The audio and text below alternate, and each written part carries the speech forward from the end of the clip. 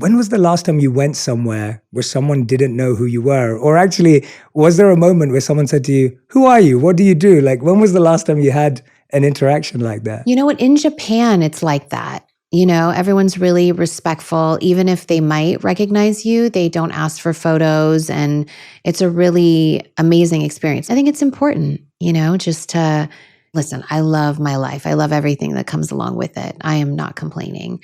But a little glimpse of that, I think, especially for the little ones, is so good. Yeah, no, that's definitely a beautiful experience. I think it's nice for everyone to feel wanted and loved, and then also feel unseen. Yeah. Like we almost crave both of those. I was thinking about it today. You're always surrounded by film crews, and you know, you have like 352 million people that follow you on Instagram. I wonder, do you prioritize time alone? Do you get time alone? And what does that look like? I do. I get up really early. My morning workout really is my, I don't want to say therapy session because it's not like I'm really communicating things, but even if I'm quiet and I'm in my zone, that's my mental health check every morning. I love my workout. It keeps me sane.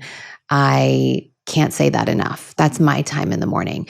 Then, as soon as everyone starts to get up for school, the madness happens, and it's about 2 hours of madness from getting 4 kids ready in the morning, fed, out the door, on to school. I drop off school every day. And then I have a little bit of time, I'd say about 20 minutes, driving back, where I just blast my music. I don't take any calls. That's my alone time.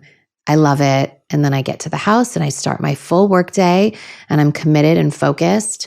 And then the madness of bath time, bedtime, dinner time, and once 4 babies are asleep, and I just cherish that time at night when everyone's asleep and I can watch whatever show I want and just have some alone time. So I do take the time for myself. I think it's really important. Yeah, absolutely. You said something beautiful before we started recording, and I definitely want to go in that direction, because you were talking about the different platforms and how you can show different parts of yourself, but you came here because there was something specific. And I'd love to hear that, because I want to go in that direction with you. I love your podcast. I've seen it, and I think I just love seeing the reels that pop up with just a quick message that'll get you through the day, that'll remind you who you are, remind you what you need to come across and see at that moment in that day, and carry you through the day. Yeah. So I think it's important for people to express like how they feel and who they are a little bit deeper and what's in their heart. And I think that's kind of what this podcast is about. Yeah. And I think, thank you for trusting me. I really do value that. And I don't take it for granted. But the interesting thing there is, I feel like there's a beautiful statement in Japanese culture says that we have 3 faces. One face we show to the world. The second face we show to our friends and family. And the third face no one sees. And I wonder, when you're talking about your values and who you are, what's the part of you that you think no one gets to see in all these other places that you want to share today? I definitely think I show all my faces, but I do think that people pick and choose what they want to take from you. I do share journeys of mine that have been challenges, whether it's like law school and different projects and how starting a business and all of that. I definitely weave that in throughout. But I think that anytime you have the opportunity to express yourself in a more meaningful way, I think it's always a good thing to do, especially since I'm just a big fan of you and what you represent and who you are. So I always love to share my tips and anything that I've learned along the way, because God knows it is not easy. Yeah. Like parenting is so hard. Family dynamics, relationships, it is so hard. It's really interesting you say that, because when I was speaking to your mom, she was saying that about you. She was saying that you're the person that for anyone in your family, no matter how busy you are, you'll go completely out of your way. She was telling me about a particular incident, but she was just saying that you will just dive in, book everyone on the flight, get everyone there, get to that person, help them, support them. And even when it's someone who's not directly connected to you, but is indirectly connected. And I'm sure you know what I'm talking about. But the idea of just, you reach that far out. And when I was hearing that about you from her, I was thinking that takes so much compassion and care from your side. And Yeah. those are not two words that on some of the other platforms that people may hear about you, but that's what I'm getting talking to your mother about you. And I wonder, how have you, I feel family is the cause for so much stress for people. It's the cause for so much anxiety for people. And as you said, it's hard. How have you continued to lean in to compassion and care, even when it's easier to compare and criticize and complain? Well, with family, I mean, I was always raised like, no matter what, blood is thicker than water. There's no other options. So we definitely go through our things as sisters. There's no other options. Like, we will work it out. Like, we are family. We are sisters. We will figure it out. And I think you just have to, I think also more compassion comes with age and the more things that you've been through. And especially, I think my heart has opened up so much in that space, just spending time, even with people behind bars that I'm fighting for. And I might not have even had the slightest idea of what someone's gone through, or even understood taking the time to listen to people more than maybe speaking and making it about yourself. And my compassion has just grown, and my empathy has grown on another level. You can't really judge people for their pace on when they choose to really want to dig deep into their own compassion and empathy, and when people choose to grow and evolve. But it's so nice to have people that support that journey and grow with you, because once you realize that this life really isn't about you and it's about helping as many people as you can, all these like doors open up for you and your mind just opens up. And it's a really great place to be when you feel like you have enough, when you would chase things for so long, and when you just feel content. It's such a good place to be. And it's such like allows for so much more compassion. I think, and I want everyone to go back and listen to that part. I feel like you just beautifully defined compassion, and I'm going to try and reiterate what you just said. Yeah, it was so well said, because I think people think about compassion as care, and you just defined it by pace. Mm-hmm. And I think when you're patient for the pace at which people grow and evolve, that actually is compassion. Yeah. There's nothing worse when someone is like so woke and they're on this therapy journey and they expect you to be right there with them. But it's a beautiful thing to sit back and watch people make mistakes, learn from their mistakes, grow and evolve, and just be there to hold their hand and support them. I think that's what anyone would want.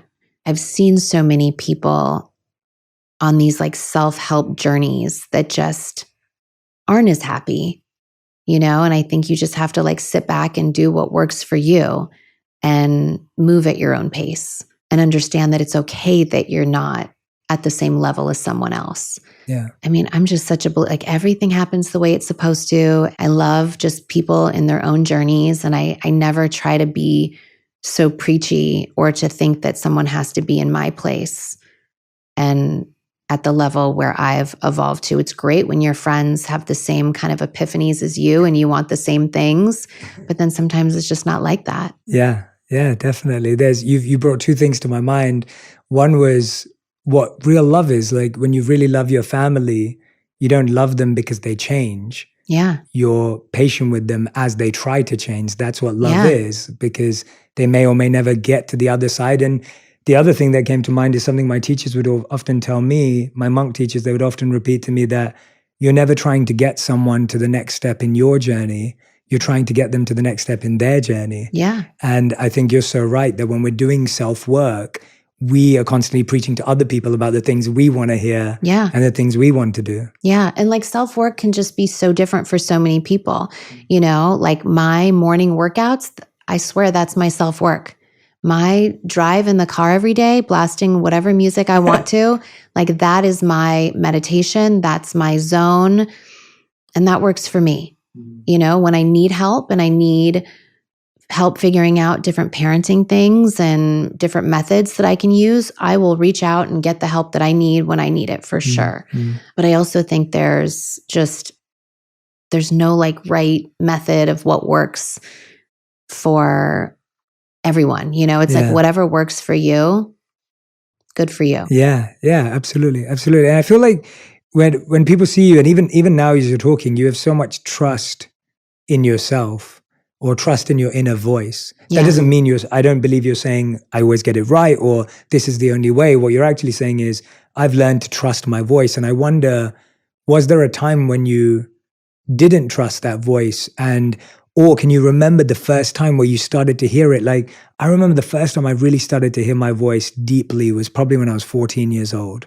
And that's when I could hear this voice inside of myself that was like, Jay, this is who you are. This is what you care about. This is what matters to you. You don't need to be this or be that or do it this way. And I remember I started listening to it then. And now that inner voice is really loud. Yeah. It's always there. God, I wish I listened to my inner voice at 14. Do you remember when you first started, like, because when I'm hearing you now, you're just like, yeah, like I'm very comfortable with people being themselves and I'm comfortable being who I am, which is beautiful. But when did that, I feel so many people want to live that way, but that's the thing we all struggle with. It definitely didn't come right away. You know, I was a people pleaser and I would make decisions based off of other people's happiness for so long. And I would say, honestly, in the last few years, definitely at 40, you know, I figured it out of just following my happiness, which was really, I think, an important place for me to get to because I always put other people's happiness over my own. And it doesn't mean you disregard other people's feelings and it doesn't mean you don't care and you don't love them. But it is a great place to be when you finally put yourself first. And I will say that took a long time. And that was like relying on other people for confidence in business decisions. And it's great to have your team and to always like bounce ideas and make sure that you're collectively picking the right choice and work thing for you. But true confidence where you feel you're making the right decisions, you know you got it, you are thinking about yourself first and not just in a selfish way, but like in a protecting your heart way, it feels really good. And I might not have gotten there until I was literally 40. And what do you think it was about the last few years where you had to turn towards that pushed you there? I've never been an unhappy person. I'm always really happy with my surroundings. I don't need people to make me happy. I'm not really ever searching for something. I'm really content. My babies make me happy, my family, my life, you know, experiences make me happy. But when you just look around and when there's like tension and stress that is just not necessary from work, from relationships, from friendships, and you just decide to be still and not try to please everyone, it becomes just really clear. And you realize that you just want to be happy and you want to share this life and these experiences with your group of people that you trust and you love and who are super loyal. Like life is always going to be stressful and you can't control half of it. But if you can control what you put out and how you react to all of life's stresses and your response to all of that, and realizing that you could eliminate a lot of those stresses with making yourself happy first and choosing yourself, then you know you're on the right path.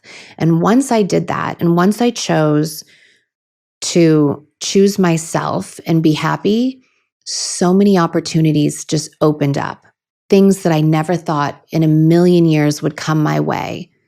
It seemed like clear as day that the universe was rewarding me for choosing myself and like elevating, like getting to the next level in the video game. Like I had to get here and I was always like here, just in my growth process. And once I chose myself, it was like, oh my God, the universe is opening up for you and all these opportunities are coming my way. And those were the confirmations that I was heading in the right direction. I remember saying that to one of my sisters. I was like, oh my God, it is so crazy. I got this opportunity, this is changing. And it seemed like all these amazing things started to happen in my life when I just took a second, was still, realized, wait a minute, I'm trying to make everyone happy. I'm doing all this stuff for everyone else but myself. Let me just like pull back a second, focus on myself. And then it seemed like everyone else was happier because everything was just falling into place. And that was like, I saw it clear as day.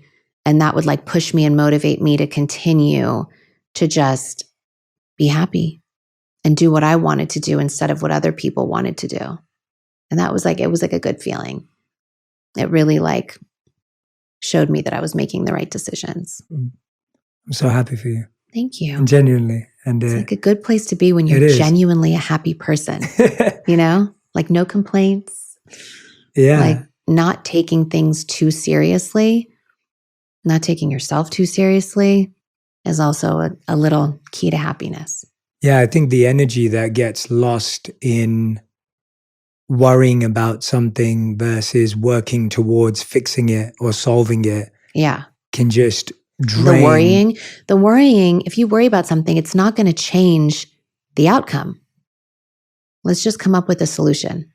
Like, let's say what the problem is, not complain. I'm not a complainer. So it's like, let's just get to the solution. Let's figure it out and let's move on. Absolutely. Nothing worse when you complain every step of the way. Yeah. And it's natural and it's easy, but we all know it doesn't get you to where you want to go. Yeah. And I think that's a big reason. What's I wonder with what you were saying, one of the big things that comes out as you were talking about family and people in your life, and you talked about your life as chat, like there's this loyalty is such a big value for you across your life, it seems. Yeah.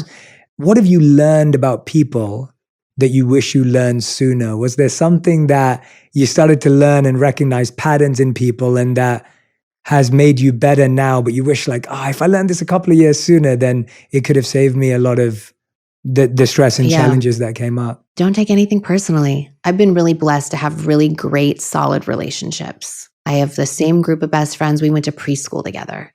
We talk every single day. My best friend is my best friend since the day I grew up, you know, when I was born. The people I work with, my family, my sisters, but my best friend's sisters also, you know, and everyone I trust 100%. Everyone is so loyal 100%. You can't come up to me and tell me something about one of my friends.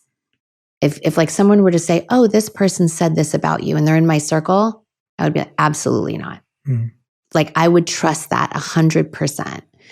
And I think that's so rare, or what I've seen is so rare. And I just feel so lucky to just love everyone around you, trust everyone around you. They trust you. My friends know they can call me any hour. I'll be the first one to pick up and help. All of my friends would drop everything to help me in a situation, and to have that real support and love, I think is everything in life. To have loyal, supportive people around you.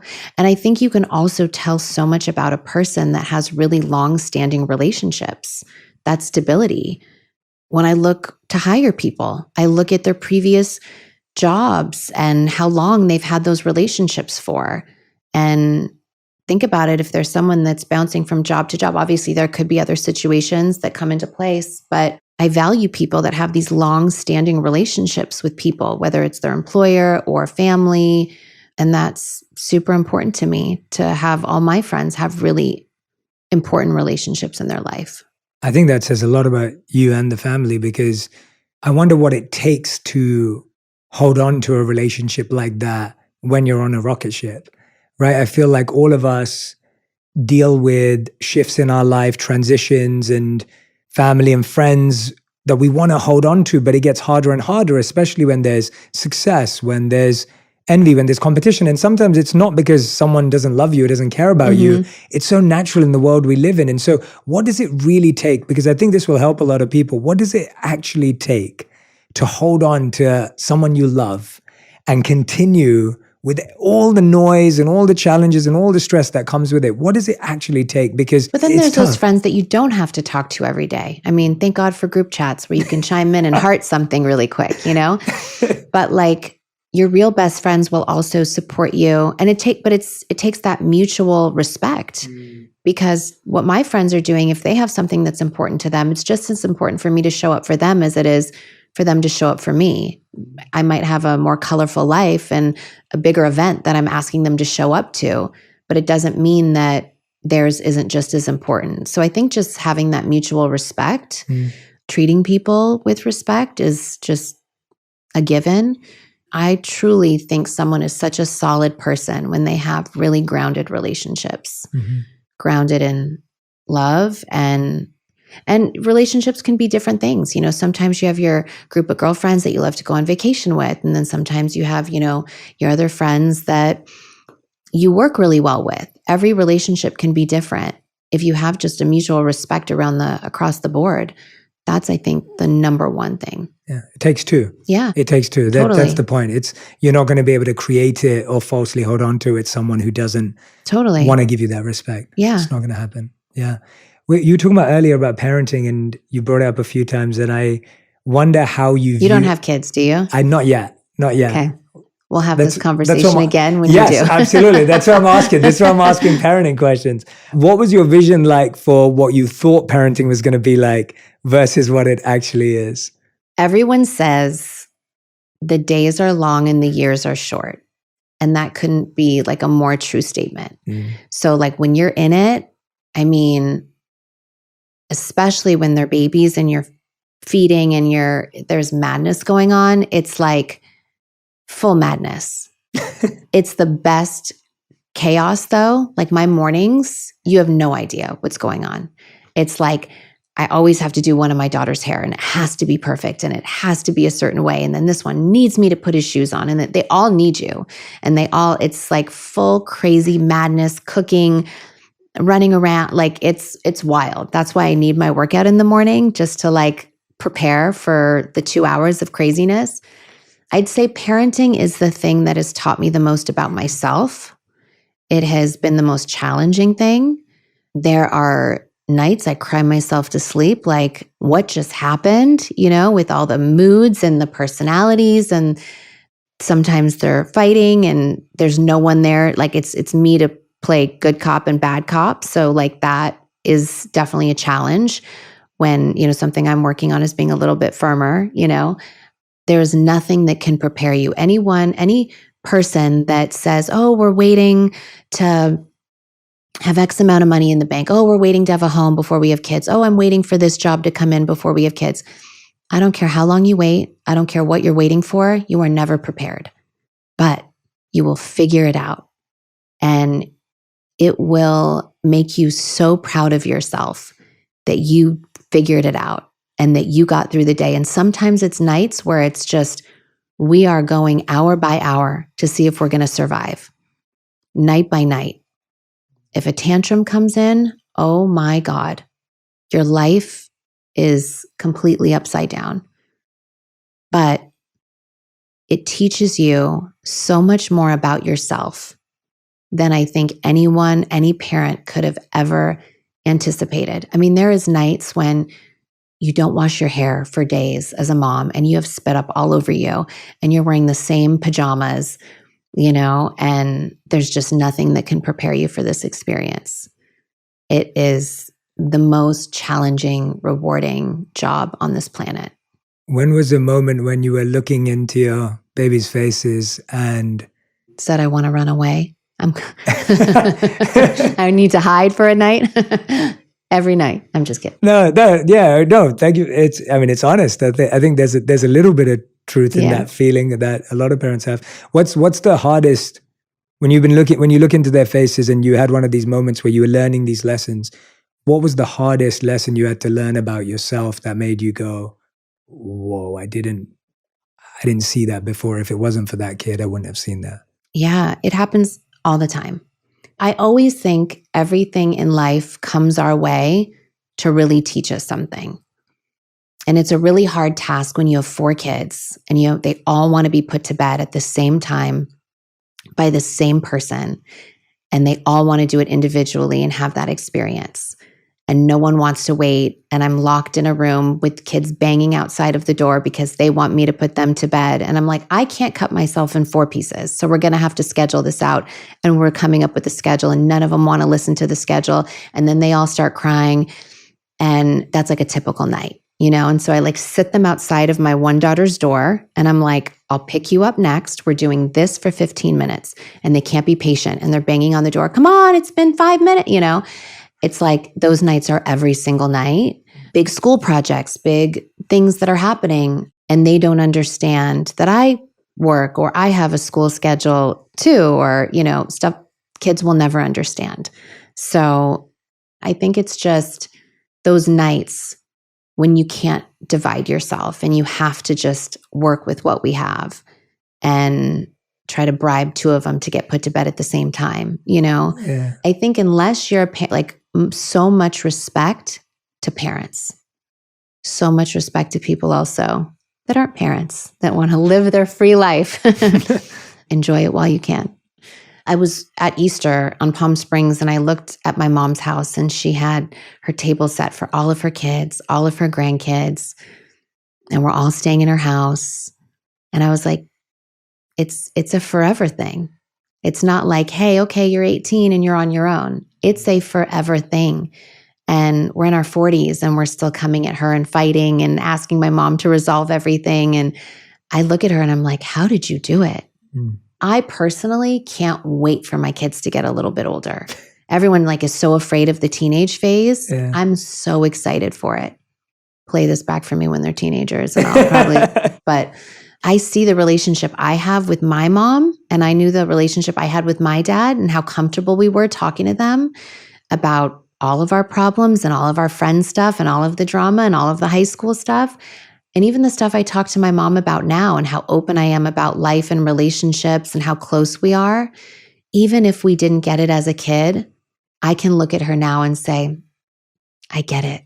As a mom now, as an adult now, I know why you made those decisions. And I love having that relationship. And that is why I wanted to have 4 kids. I saw my mom, and my dad had 4 together before she had my 2 little sisters. And I loved the big family. And I always knew I wanted to have 4 kids. And I just love so much our relationship with her and my grandma. And I just can't wait to have that with my kids. I can't wait till they're old enough to understand so much that I can never explain to them now that they'll get one day and we can laugh about it. That's so beautiful. Yeah, you reminded me of a beautiful old saying that says, the day you realize your parents were right, your kids are telling you that you're wrong. Mm-hmm. So true. Yeah, and it's like that idea of just when you're a little boy, you adore your mom. At least I did up until 13 years old. Then you become a teenager and you think you're too cool for your mom. Yeah. And then in my 20s. You're always back. Yeah. And then, I have contracts with my sons. I'm like, you're never going to leave me. We always have to be besties. You're never going to be too cool for me. And they always say yes. Yeah. I'm like, you can live with me in your 20s, your 30s, never move out. They said, okay. They've signed the contract? Yeah. Yeah. And they have no idea. They'll breach it. Yeah. But it'll be okay. Yeah, you won't sue them. Yeah. No. But I wonder how in your position, what you just described is what so many people go through. And like you said, it's so hard for them to experience that. But when you're explaining things like the paparazzi, or you were saying that when you were in Japan, you didn't have that experience and that was so nice for the kids. How do you walk them through the nuances of the life that you lead? And I'm guessing a lot of their friends also have similar lives, but I'm sure they have some friends who don't have parents like yourselves. And so how do you help them reconcile? Or what are the kind of things that you talk about with them? Or what can they understand at this age? And what are you like, well, that's just going to have to wait? I'll talk to my kids about anything they want to ask me about. I am so open and honest with my kids. I think that's the only way to be. And it could be things that they might not understand. And I'll wait to find the appropriate time to talk about it. I think they grew up seeing the cameras and they grew up seeing that even as babies. We'd walk out and there'd be paparazzi. So it's not really something that they acknowledge a lot. But, my daughter's really vocal. She'll tell them when she doesn't want them around and to leave her alone and to stop. And I love that they use their little voices, but they also have such a normal life and such a different life away from all of that too. And that's why I love that my sisters and I all had babies at the same time so they can be with each other and have these experiences together. Absolutely. When I'm, there's all the words that come out from you are like togetherness, loyalty. It's incredible to see it in family. But I think what you've then done, which when I saw you do this, it really moved me when I saw you kind of move into that direction of justice reform and using your voice and training to be a lawyer to make these changes in the world out there. Because I find that, there's a natural sense of survival as a family. But then when you start taking into account the survival of others, there's an extension of love and, what goes out to the world. And Yeah. I think it was really special to see that. And this podcast is called On Purpose for a reason, because I think everyone's searching for their purpose. Would you say that that was a expression of purpose, or? Absolutely. I mean, I think that's one of those moments, like by chance, I happened to be looking on social media and seeing a case that I just didn't understand. And I'm always a really curious person. So I'll never let something go if it's weighing on my heart to not at least try to figure out how it happened. I've always been really interested in crime stuff and solving things and figuring things out. So when I saw a case of a woman that just didn't make sense to me, I was really curious. And I sent this little video that popped up on my Twitter to attorneys that I knew really well that could answer questions for me. And then when it seemed like I couldn't just sit there, it was really weighing on my heart when I felt like it was so unfair. I didn't know that there was like thousands of cases that were so unfair. I just thought, oh, wow, like I have to help this person. And then when I was successful in doing that, on my journey, I realized like, wait, there's so many more people like this. Like I can't not do something. And I think that also goes with whatever's meant to come to you at your own pace for your own learning levels is what's meant to be, because that came to me. I wasn't like searching for that. And that changed my life and it changed who I am. I just can't sit around and see this happen to other people that aren't deserving of their freedom. I think just everyone's on their own path and things will come to you when you need to be like elevated to that growth level. And I'm really grateful for those experiences because I definitely think that that's my purpose. What internal changes did you see in yourself that maybe you didn't see before when you started doing this work? Like what did you have to grapple with internally? Was there anything that you had to break through inside? Yeah. What were those things? I would say I always felt like I was a compassionate person and a caring person. And I always cared about people's feelings. But my level of empathy was at a completely different level when I started. I might have been way more judgmental. And I would think that someone that was behind bars, especially for a really lengthy or a serious crime, that they probably were absolutely guilty. I had no compassion. I was just really judgmental.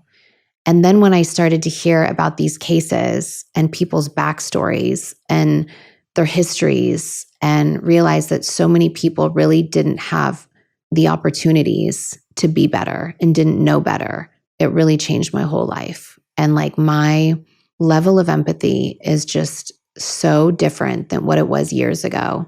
And I think that's why I fight so hard for people to get second chances, because people make really bad choices and really bad mistakes, some way, way worse than other people. But if you're never given the chance to change, that's really sad, especially if you make a really bad decision as a teenager and then you're in your 40s and you're given no shot to change when you really already maybe have so much. It was really important to me to express that and help people that have made those changes. And I love how I'm assuming that when you do something like that in the outside space, it kind of applies to your whole life, where all of a sudden you're so right that I think we all, not even people behind bars, I think we all judge people all the time. Yeah. And when you're almost doing it in such an extreme way and raising your empathy in such an extreme environment, you can now extend that and express that to so many more people. Yeah. Because you've had to do it in a way where you were like, oh, definitely that person deserves it. Yeah. And all of a sudden you start realizing maybe they didn't deserve that. Yeah. And so maybe we don't deserve this. I think, But in all levels of life of judgment, I used to judge people and like their relationships and how people lived their lives. And now I'm like, whatever makes you happy, why should we judge? Who are we to say how people should live their lives? My judgment is just, I don't know if it comes with age or experience or just going through so many things, but just be happy. You know, isn't that what life is about? Experiences, making people feel heard and seen and appreciated, and just having gratitude for the things in life that we're so blessed to have and work for. And if we're surrounded by the people we love, that's real success. Yeah. You know? I agree. And I feel that a lot of people start getting better at that with the judgment outside. But one of the things that people struggle to deal with the most is the judgment in their head. And I wonder, do you find that you ever catch yourself judging yourself and being hard on yourself and being heavy and harsh on yourself? No. You've been able to give that up. I'll be like competitive with myself. I think I'm a really competitive person, but I'm pretty easy on myself. Wow, that's incredible. I was always like really calm, really easygoing. That's a real achievement. Yeah. And I'm sure you see people judging themselves all the time. Yeah. I was grabbing some coffees for my team a couple of months back or something. And I remember like I was paying the cashier and she gave me the change and I was grabbing the change and walking off and she was like, wait, I'm so stupid. I got the change wrong. And I was like, I didn't even notice. And I looked and I was like, oh, okay. Like I was like, you're not stupid, like easy mistake. And you could see the look on her face. Like she was judging herself so harshly for something so small. And I guess when you see people judge themselves, then how do you respond to that, or how do you support them? Honestly, I really haven't experienced that much.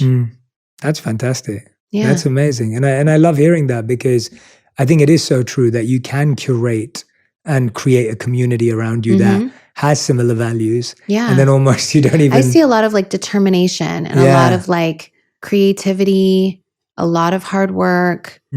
Like if I were to go on vacation with my girlfriends, we'd all be getting up probably at 6 a.m., all want to go on a workout. I don't think there's that one girl that would be like, I'm sleeping till 10 and I'm not working out, you know? So I think that obviously everyone around you is different and has different personalities, but I think a lot of my core friends are really like-minded. Yeah, and sometimes that positive peer pressure can be really healthy too. Like, even if you have that one friend who's struggling, as soon as you're added to that group, you see them elevate. I've seen that with so many of my friends that even if there's one person who's struggling with something, as soon as they're in that pack, all of a sudden you start to see them break through their ceiling. Yeah. And it changes for them. Yeah. I think something that I've learned maybe the hard way, because I feel like I'm at a really good place now where the people in my life, I feel really solid. I think this is the first time in my life. Obviously, I've had really long relationships with my girlfriends and friends since elementary school. But something I learned is that you cannot help people that don't want the help and you can't force your beliefs and project that on someone that thinks something totally different. And it's okay to have those different views. It's why the world goes round, you know? But if you don't align in the same values and morals and things at your core, then it's okay to realize that this life is so short and you should go and find the people that do align with what you really believe in. And I think sometimes there's so much going on that you can be blinded by so many other things that if you don't stop and think about what someone's true values and morals are and how they want to live their life, so much other things are going on. So I don't blame people that don't really stop and think about those things. I mean, those are some of the lessons that I would teach my kids when they're looking for friends and partners and relationships. Yeah, you can't really force things upon other people. You can't expect them to be where you're at your level. And sometimes that could really coexist really well. But then sometimes it really can't. You have to let go of the idea of molding people into what you want. Think about if there's something about yourself that you really want to change. The expectations of going into something and thinking you're going to get a different result or thinking you have the power to change someone is so selfish and so crazy. And everyone does it. And everyone has to learn on their own. And that's something that I've always like sat back, helped friends, given them advice, but never really pushed, because even if I were to say, hey, don't walk down that path, trust me, I've been there, you don't want to go there. And they say, okay, and they follow you and they go on a different path, they'll never learn that lesson. They have no clue what I'm talking about. I could say parenting stuff to you all day long. With all due respect, you have no clue until you've been through it. Mm-hmm. I welcome people's journeys and their lessons, and I'll always be there to the people that I love to help them through that. But they got to go through that in order to grow on their own. What's the biggest lesson you learned from your mom that you're trying to pass on to the kids? I think just how she makes people feel really heard and welcomed. She really is the most warm, welcoming person. And it's just like her overall, it seems superficial, but it's not. Like her party planning skills, it's not even that. It's just the welcomingness of, I don't even know if these are words I'm saying, but like just her ability to be so warm and to make everyone feel like they were invited here. I'm going to create this like special Easter dinner with like the things on the table, that she had when we were growing up at my dad's house. Like she just has all this like really special, nostalgic stuff around all the time and always tries to make everyone feel so special, but with like a gathering so that everyone feels comfortable and can hang around. Like she just loves people in her space and loves to create these memories. And I think that we all got that from her, and we will all, if I can just pass that on to my kids, just the experiences that we have as a family, whether we're just sitting in our pajamas and hanging out, we make the time to be together. And I hope that my kids want to make the time to be together when they grow up with their cousins and their aunts and just the whole family. I'm sure they will. Yeah, I think they will too. Yeah, I think you've managed to hold on to it in your entire generation. And so they see that. I think kids mirror so much of what they see around them. And I remember when I met my wife, her grandma is her favorite human on the planet. And it's really interesting how when someone you love, you know who their favorite human is, you automatically start loving them. Yeah. And I wasn't really close to my grandparents, but I'm closer to Radhi's grandma than I am to my own grandparents, because that's so you cute. see your love for the person that you love. And so I think when your kids see the love that you have for your sisters and your cousins and your aunts and uncles and parents. If only all my kids can love their siblings, that would be amazing. They're in a fighting phase. Yeah. Yeah. Did you? And you guys went through that phase, I'm we sure. Went through it too. Yeah. Oh my God. It's still going on. The fist fight. Yeah. Still going on. Never ending. That's never going to stop. Kim, I feel like you travel so much. You have so many businesses. You're now going to be on a TV show, another TV show. I mean, you've got so much things happening in your life. And I'm sure there's moments where, whether the kids say something or don't, I know a lot of people in my life feel a lot of mom guilt. Yeah. And moms carry it with them. Have you experienced that with your friends, your family? Absolutely. Mom guilt is probably the hardest thing. I think that you have to also separate, though, and understand that you need your own bit of sanity. So you have to do what makes you happy. You have to, if working, for me, I love working, so that makes me happy. Anytime I think something's really hard, I dive into work. Or if there's challenges, I love to dive into my work, and that's like a bit of my therapy and my routine to keep me going.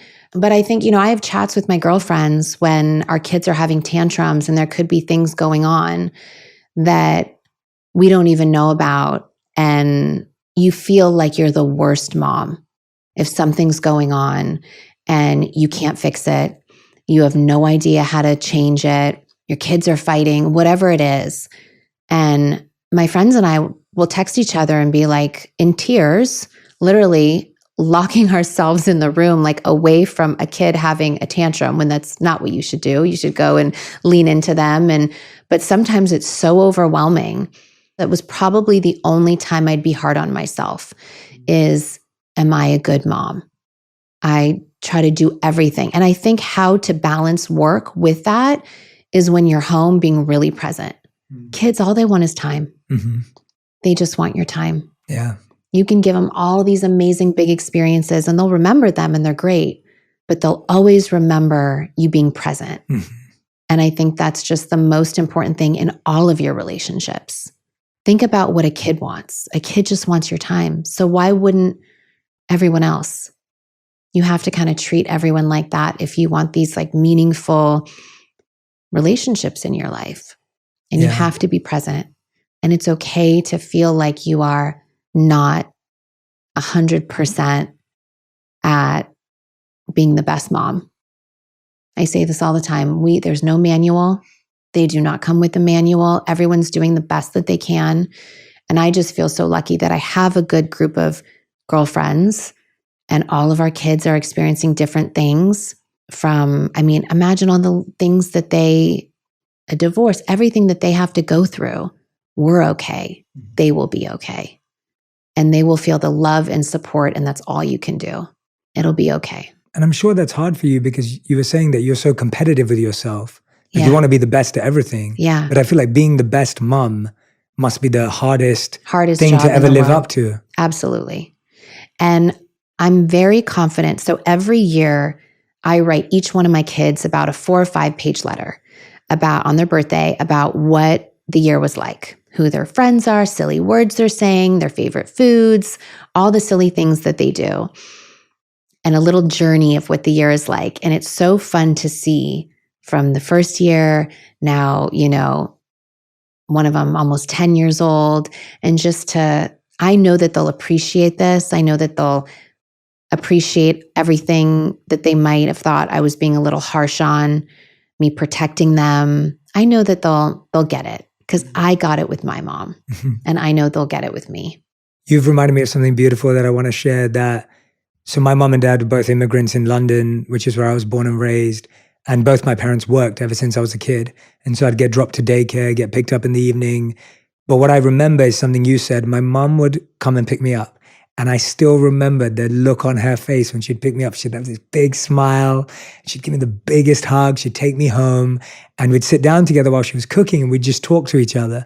And it's almost like I never had a lot of time with my parents growing up, but I felt so much presence. And I honestly believe today that I have so much love to give because my mom infused me with love. Like my mom just bathed me in so much love. Totally. That it's so easy for me to be loving because I've always had infinite amounts of it from my mom. That's the best. Yeah. I couldn't imagine. I love on my kids so hard. They are so annoyed with me, and I love it. What I find genuinely inspiring about you and the way you think and focus is that you want to be this incredible mom, but you also want to show the kids what a passionate, purpose-driven person looks like. Yeah. And I think we forget that that's also parenting. Like, I'm not a parent, but I can honestly say it that when I saw my mom working late at night and waking up early in the morning, I look back at my mom and I think my mom is a superwoman. Yeah. And I look back at that as inspiration. I hope my kids think that of me one day. They will, because they'll see that. And I think same with my dad. Like I saw my dad and how much he had to work. And there was something powerful about that. I think I always like to show them, like I drop my kids off at school and then I have 2 or 3 hours of law school. So I got to go. I'm on time because I have my school and they have been on the journey with me. They saw me take the bar exam. They saw me open my results and not pass multiple times. They saw me open up the results and pass, and I was crying, and they felt my hard work and it paid off. I want to show them that finding a passion and working to me is something I love to do. And there's so much joy in that for me. And I want them to feel that positive experience. And I encourage that from them. Like I want to just show them as many positive experiences as I can and show them that, you can work hard and you can love it. And I just try to live my life and be a good example for them. I think it comes through. And I do believe that. Like when I look back at my parents, all I can do is appreciate my mom. All I can do. I hope they do. Sometimes they tell me I'm the meanest mom in the world because I won't buy them Roblox every day. It's like, I'm like, it's okay. I could be the meanest mom in the world. Yeah. Well, I think that's what moms do. Moms are willing to be anything their kids need them to be, even if it's that for a short period of time.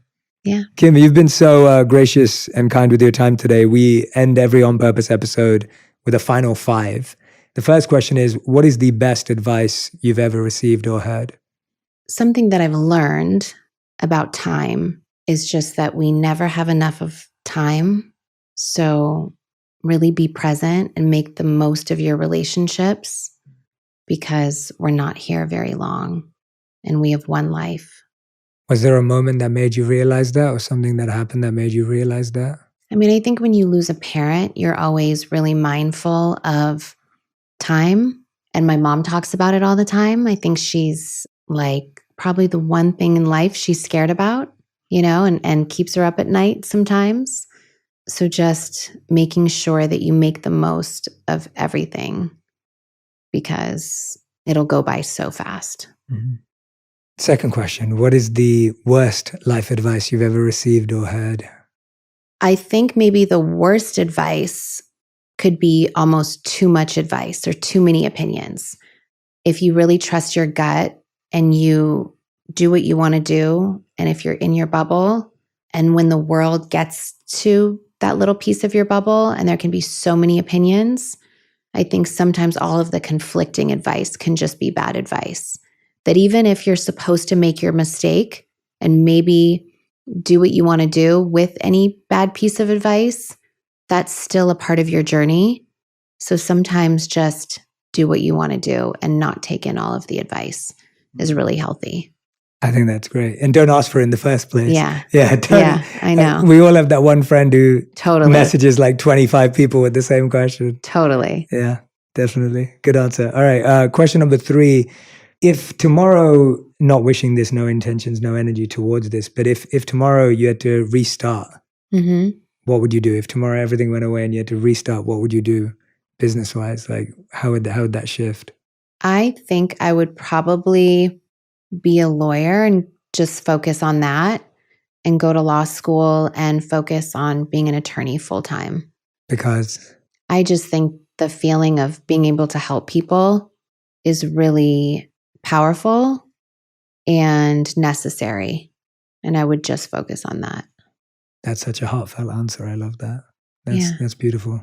I'm glad I asked you. I was like, I just feel like it's really interesting. I was having a conversation last night with the mutual friends of ours, Scooter Braun, and we were together last night, and we were talking about this idea about how we often think that our experiences make us who we are, or is it that you are just going to be who you are anyway because that's who you were meant to be? I think it's both. Yeah. Think about it. You can be the most talented person, but if you don't have that determination and drive, then what will become of it? It's not just going to magically happen because you're talented. Of course. So I think so much of it is the effort and what you do with that, and figuring that out, and who you are and what you want to put out in the world. I guess my point is that I think you have that energy of wanting to be the best, of wanting to do things really well, of wanting to do things with that quality, and whatever you ended up doing with it, it would have been that. And it is that already. I mean, you're doing that anyway. You have to, no matter, even if this isn't the job that you want, no matter what it is that you're doing, you have to be fully your best. You have to put in 200%. You have no idea who's paying attention. You're at that place exactly where you're supposed to be at that time. There's nothing worse than someone that doesn't want to give it their all, no matter what it is. And it could be, that's like, business advice that I heard that always stuck with me, and always was, even when I was working at a clothing store, I was so happy to be there. Organizing. I did my absolute best that I could, selling everything and steaming everything and hanging everything. And I think those experiences just show you what you want to do in your life, show other people really what you're made of. I'm a really competitive person. So no matter what it is that I'm doing, I want to be the best at that. I want to learn everything about it. And I'm just a super curious person. Beautiful. Question number 4, since we've been talking about values, what's something that you used to value that you no longer feel you value anymore? Definitely material designer things. I used to value, stuff. I live in an area where there would be fires a lot. And there was probably 4 times we had to fully pack up the house, everything out, houses catching on fire, property caught on fire, like really close to losing everything. First time, packed up my entire shoe and bag closet. And a lot of them because they were memory stuff from my dad, stuff in high school, but all designer stuff. Also videos, photos, whatever, digitized everything, put everything important somewhere else. Second, pack up the designer stuff, but leave some of the clothes. I don't really need all the clothes, but I packed a hotel for months, bags and every designer thing that I had to come. Third time, leave all the bags and shoes. I don't need them. We got all the photos. We got my little blankie when I was little, the kids stuff. Fourth time, leave everything. Me and my babies. That's all I need. I have all my photos digitized. I have everything digital. We got our passports. We're good. Yeah. And that evolution of they had to go in and get all my designer stuff, or I'm not leaving my house. It's going to catch on fire. Yeah. And now I'm nothing is worth it. Nothing is important. And I think that comes from life experiences, scary experiences, things shaking you to your core to make you realize that nothing is important. You can't, I know everyone says this, but you can't take it with you. None of it is important. Yeah, there's a beautiful Islamic proverb that says, detachment doesn't mean that you own nothing. It means that nothing owns you. And I feel so often we become owned by I love that. dreams, our desires, our pursuits, our things. Yeah. It doesn't mean that we have to give them all away or we don't have those things. It's just if and when we have to let go, totally. Are we able to let go? Totally. Even with work stuff. It doesn't just have to be the material things. Mm-hmm. Like you said, your dreams. And it's okay to be able to let go, but work so hard to, the opposites are okay. Mm-hmm. Contradicting yourself a little bit in those ways. Yeah. It's in relationships, you can love a person, miss a person so much, but still have the wisdom to know they're not your person and you're better off not together. That opposite connection with everything, I think, is really important to have that awareness in everything in life, relationships, material things, all of that. Yeah, I officiated a wedding a few years ago, and someone came up to me from the audience and said to me, Jay, I realized from what you were saying that they'd just gone through a breakup recently, and they were saying, Jay, I realized that I loved that person, but we didn't like each other anymore. And it was that essence of there'll always be that deep love for each other. Yeah. But we just don't. Family, you love people but it's okay to feel a protection of a person, but then also protecting yourself and realizing when you have to and when it's time. And it's okay to feel all of the opposite emotions. I think as long as you're really well aware and go through the motions and feel things and don't hold things in, it's so important, whether it's, breakups, deaths. I've always been really clear-headed and gone through the feelings, gone through the emotions, more in those relationships, more in those lifelong relationships that you hope for. And then also be okay and calm and realizing I've always been someone okay, my dad died. Why is this happening? What was his purpose here? And how are we going to grow and learn from this experience? And I always said that, right when he passed. And I felt it and super emotional about it. And, cry all the time when great things happen that I wish he was here. But also, I had a wisdom at a younger age to understand that this is a part of our journey and a part of our evolution. And this happens. And this is why you have to hold on to relationships even more precious. But don't let things destroy you at the same time, if that makes sense. Yeah, it does make sense. I can tell just from your energy, I just want everyone to know who's listening and watching, often people can say something, but the time I've spent with you, even today, I can tell from your energy that you are content and you are I'm so at content. peace. And you are, I can feel that peace peace. That's when I'm with you, I sense peace. And I think doing an interview with someone it's a different environment I remember when I interviewed Kobe Bryant and I almost felt like time stood still. And his word that I saw with his energy was gravity. Like I just felt like everything was just, and then when I'm sitting with you, I'm feeling peace. And a lot of the time people try to find people when they're not at peace, hoping that someone else will put their pieces back together. You are at peace. Do you ever feel like you want to be in love again? Do you long for that? Or are you so at peace that that isn't a consideration? I think I'll always be a hopeless romantic and always want to be in love, and definitely love sharing my life with someone and love creating a life with someone. I definitely will take my time.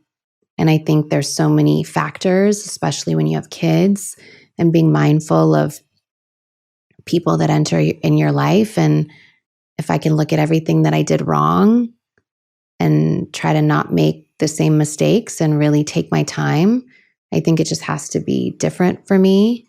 It's obvious.